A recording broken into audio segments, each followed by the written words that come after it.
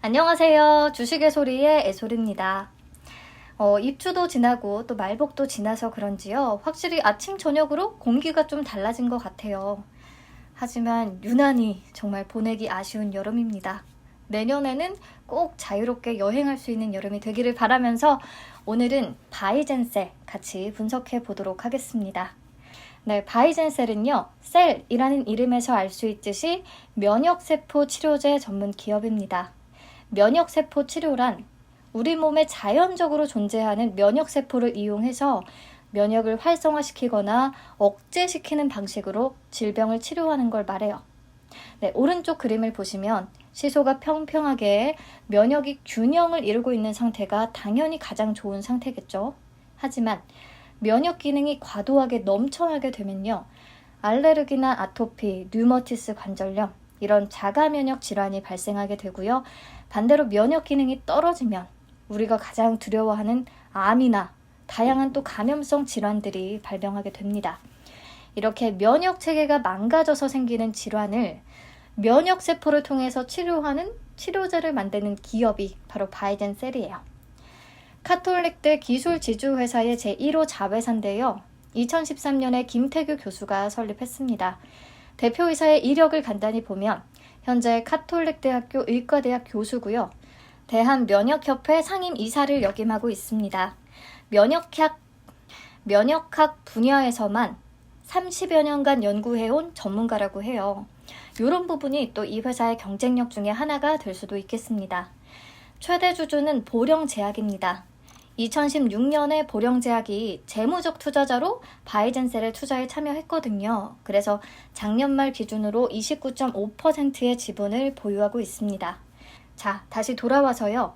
아까 면역 기능이 저하됐을 때 나타나는 대표 질병, 이 암을 면역세포 치료를 통해서 치료할 수 있다고 하면 그러면 정말 너무 좋을 것 같지 않아요? 지금 1세대 치료제는 항암제인데 부작용이 정말 끔찍하잖아요. 그래서 우리가 암에 대한 두려움을 더 크게 느끼기도 하고요. 그리고 2세대 표적 항암제는 아직은 일부 암에만 제한적으로 효과가 있고 또 내성이 발생할 수 있다는 문제점도 있기는 하거든요. 그런데 나의 면역세포를 활용해서 내 몸속 면역체계를 활성화시켜서 스스로 암세포와 잘 싸우도록 만든다. 그렇다면 당연히 부작용도 거의 없고 건강한 치료가 가능해지겠죠. 그래서 부작용이 없는 3세대 면역 항암제로서의 기대가 가장 큰 부분입니다. 사실. 네, 그러면 면역세포 항암 치료제가 어떻게 만들어지는지 제조 원리를 간단히만 설명을 드릴게요. 뭐 이런 것까지 얘기하냐라고 하실 수 있는데 알아두면 이 회사를 이해하기가 조금 더 쉽거든요. 먼저 환자로부터 혈액을 채취하고요. 혈액에서 면역세포만 따로 분리를 합니다. 그 다음에 면역세포의 암세포를 떨어뜨려요. 그러면 암세포를 직접 공격하는 T세포들이 만들어지거든요. 이 T세포는 대표적인 면역세포 중에 하나예요. 그래서 만들어진 T세포를 선별해서 대량으로 배양을 시킵니다. 체외에서. 그 다음에 대량 만들어진 T세포 치료제를 환자에게 다시 투여하는 거죠. 그러면 이 T세포가 그 암세포를 맞춤 공격하면서 암을 치료하게 되는 메커니즘이에요. 네, 그렇다면 바이젠셀은 어떤 방식으로 어떤 약물들을 만들고 있을까요? 총 3가지 플랫폼이 있는데요. 면역 강화 치료제로서 바이티어와 바이레인저, 이 2개의 플랫폼을 보유하고 있고요. 면역 억제 치료제로서 바이메디어라는 플랫폼을 갖고 있습니다. 우선 면역 강화 치료제 쪽부터 보시죠. 바이티어는 앞에서 얘기했던 바로 그거예요. 자가 면역세포 중에 T세포를 활용해서 특정 항원에 반응하도록 만드는 방식입니다. 근데 바이레인저는요, T세포이기는 T세포인데 감마 델타 T세포를 활용한대요. 감마 델타 T세포는 우리 몸에 정말 극소량 있거든요. 근데 이 친구도 암세포를 찾아서 적극적으로 공격하는 세포라고 해요. 그래서 자가 면역 세포 중에 감마 델타 T세포만 따로 뽑아내서는 치료에 충분한 양을 만들기가 어려워요. 근데 다행히 감마 델타 T세포는 동종 면역 반응이 낮아요. 이게 무슨 말이냐면 다른 사람 몸에서 채취한 감마 델타 T세포를 내 몸에 주입을 해도 부작용이 거의 없다는 거죠. 그래서 건강한 사람들의 세포를 통해 그냥 기성품 형태로 미리 치료제를 만드는 게 가능하고요. 또 특정 항원에만 반응한다기보다는 범용 치료제로서 개발을 할 수 있습니다. 네, 그리고 마지막 바이메디어는요, 제대혈 유래 공수성 억제 세포인 CBMS를 활용해서 만들어지는데요. 용어 너무 어렵죠? 저도 잘 몰라요. 근데 CBMS는 과도한 면역 반응으로 인한 자가 면역 질환이나 장기 이식, 조혈모 세포 이식 후에 발생하는 거부 반응 등을 치료하는데 주로 쓰인다고 하네요. 그러니까 면역 억제제를 만들 때 활용이 되는 거죠. 그래서 이렇게 세 가지 플랫폼을 통해서 바이젠셀이 신약을 개발하고 있는데요. 사실 아직은 모든 파이프라인이 임상 중이에요. 상용화에 성공한 약물 하나도 없습니다. 그러니까 당연히 수익도 발생을 안 하겠죠. 네, 그나마 파이프라인 중에서 가장 속도가 빠른 것이 바이티어 플랫폼 기반의 NK T세포 림프종 치료제라고 해요. 현재 국내 임상 2상이 진행되고 있고요. 2019년에 희귀의약품으로 지정이 됐거든요. 정말 안타까운 일인데 이 질병이 희귀난치성 질환이라서 아직 표준 치료법이 없고요. 또 2년 내에 재발률이 75%에 이르는 정말 악성 암종이거든요. 빨리 치료제가 나왔으면 좋겠는데 아무튼 이렇게 희귀의약품으로 지정이 되면 임상 2상에서 문제가 없다면 조건부 품목 허가가 바로 가능해지거든요. 그래서 이 치료제에 걸고 있는 기대가 그나마 회사가 가장 큰 것 같습니다. 네, 그렇다면 과연 임상을 성공적으로 마칠 수 있을까? 네, 연구자 주도 임상 결과에 따르면 기존 치료군에서의 무재발 생존율은 2년 동안 26%밖에 안 됐는데요. 바이젠셀의 치료군에서의 무재발 생존율은 5년에 90%였다고 합니다. 10명 중에 9명이 재발 없이 5년간 장기 생존을 했다는 뜻이에요. 야, 여러분, 일반적으로 암에서 5년 이상 무재발 생존, 완치나 다름이 없죠. 그렇다면 정말 좋은 임상 결과인 것 같은데 앞으로 더 많은 수의 환자를 대상으로 하는 임상 2상에서도 지금 이제 눈에 띄게 좋은 결과를 보여줄 수 있을지 추가 확인이 필요합니다. 네, 우선 NKT세포 림프종 치료제 가장 기대주고요. 또 사실 이 친구를 제외한 다른 면역항암제 제품군들은 아직은 임상 성공을 기대하기는 조금 어려운 단계입니다. 급성 골수성 백혈병 치료제는 임상 1상에 이제 막 진입한 단계고요. 교모세포종은 또 아직 전임상 중입니다. 그리고 바이레인저 플랫폼을 통해서 개발 중인 고형암, 혈액암에 대한 치료제는 내년이 돼야 전임상에 돌입할 것 같아요. 2025년에 임상 1상에 진입을 한다는 계획입니다. 아직은 먼 얘기죠. 그리고 면역 억제 쪽의 파이프라인을 보시면 이식편대 숙주 질환, 용어가 생소한데 조혈모 세포 이식을 받게 되면 이식된 림프구가 환자의 세포를 자기 몸의 것이 아니라고 인식을 해서 공격을 하기 때문에 나타나는 질환입니다. 골수 이식에서 가장 흔하게 나타난다고 하네요. 아무튼 이식편대 숙주 질환하고 아토피 피부염 치료제 회사가 개발하고 있고요. 2023년에 기술 이전이 목표라고 하는데 아직 임상 갈 길이 멀기 때문에 그 사이에 어떤 변수가 발생할지는 알 수 없습니다. 회사 설명이 조금 길었네요. 근데 냉정히 볼 필요가 있을 것 같아요. 자, 정리하자면 바이젠셀은 면역세포 치료제 전문 기업이죠.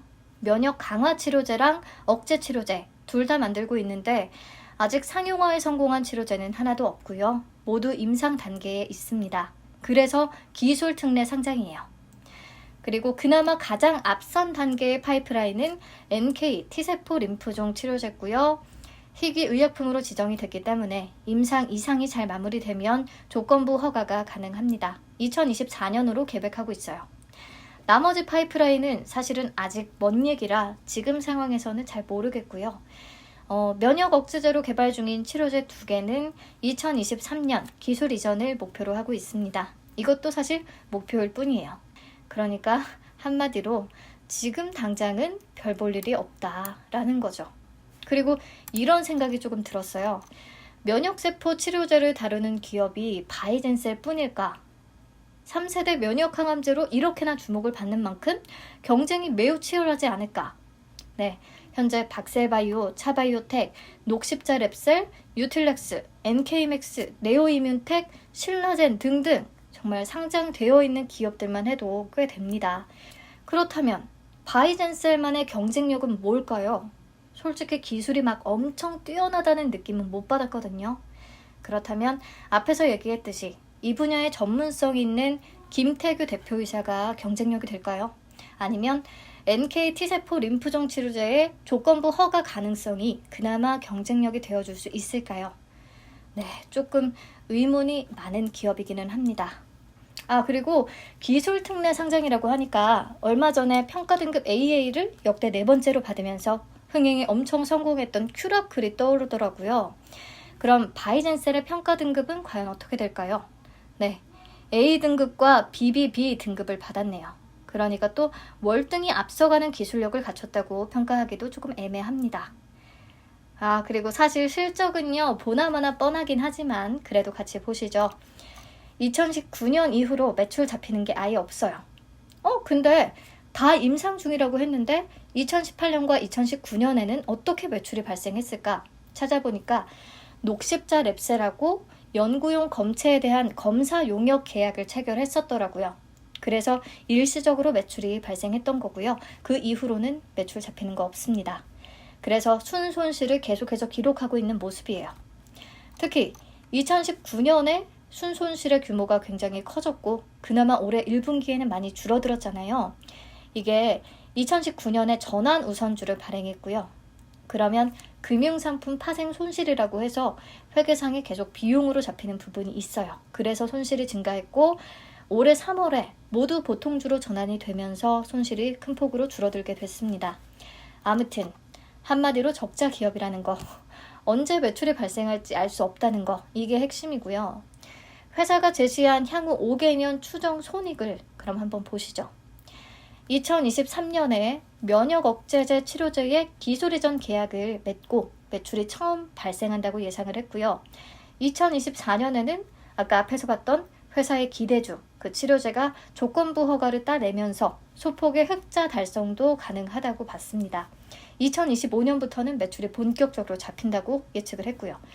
이 예측대로만 된다면 좋은데 사실 신약이 임상에 성공을 해서 시판될 가능성 매우 낮다는 거 잘 알고 있기 때문에 마냥 장밋빛 전망을 그릴 수는 없을 것 같습니다.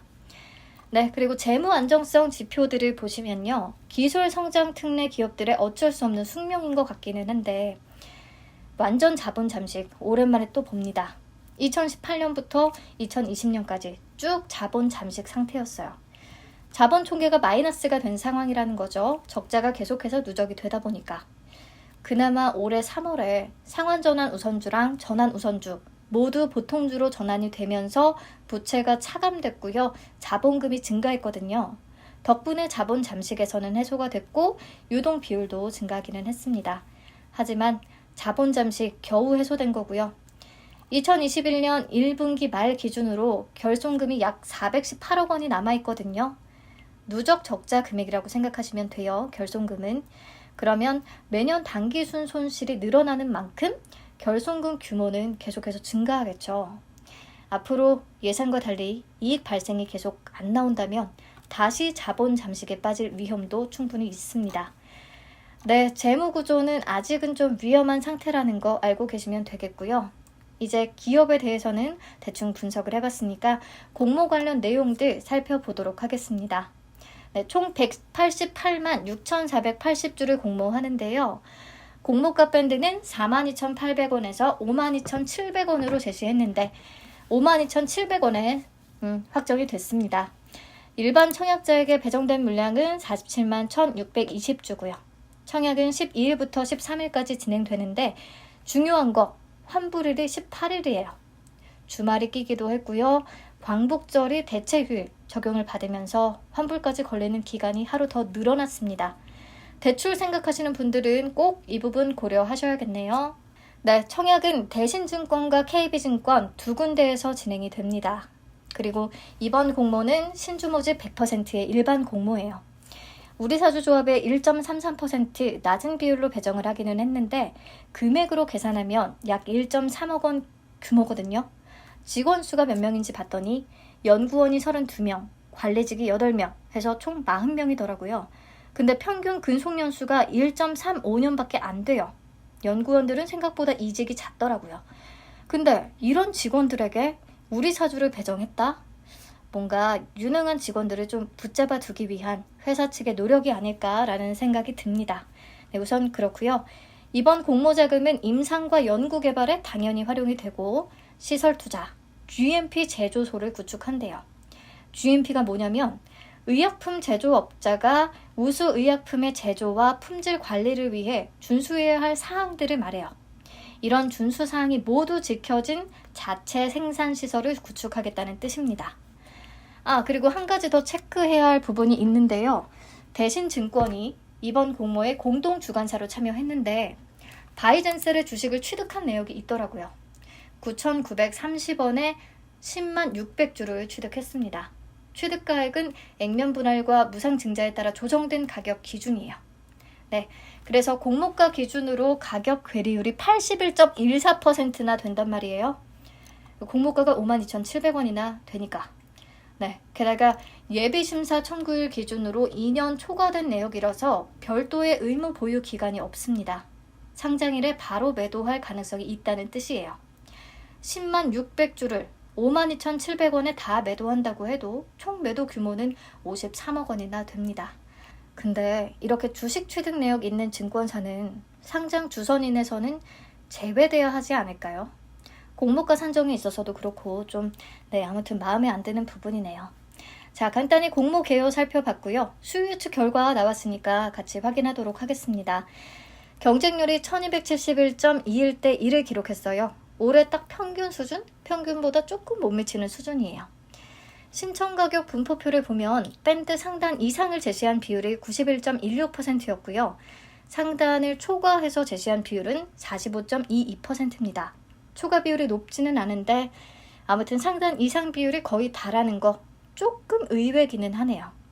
하단에는 1건, 하단 미만에 2건 접수가 됐는데 수량으로 치면 총 3,000건이라서 의미가 크지는 않습니다. 자, 의무 보유 확약 비율은요. 신청 수량 기준으로 13.61%예요. 약간 애매하죠. 높지도 또 그리 낮지도 않은. 그래서 비교해서 보시면 HK 이노엔과 딱 비슷한 수준이더라고요. 조금 높았어요. 그래서 경쟁률과 확약 비율은 그냥 보통의 수준이라고 볼 수 있겠습니다. 네, 다음 상장 직후의 유통가능 주식수를 보시면 비율로 46.57%. 높아요. 너무 높아요. 게다가 기존 주주의 물량이 26.84%, 공모 주주는 19.73%, 공모 주주보다 기존 주주들의 물량이 훨씬 많죠. 그래서 유통 물량 측면에서는 좀 부정적인 요인들이 더 많네요. 금액으로 계산하면 또 무려 2,315억 원이나 됩니다. 규모 대비해서 굉장히 높은 편이에요. 주당 가격 비싼 게 한몫했겠죠. 52,700원. 네, 그나마 다행인 건 최대 주주인 보령제약이 3년에서 4년까지 의무 보호를 약속했다는 거고요. 보유기간 1년인 37,740주는 종료 후에 우리사주조합에 무상으로 출연할 계획이라고 하네요. 우리사주 조합원들에게 공짜로 주식을 추가로 배정한다는 뜻이죠. 네, 김태규 대표도 3년 의무보호 약속했고요. 마찬가지로 보유기간 1년인 주식은 우리사주조합에 무상으로 출연한다고 합니다.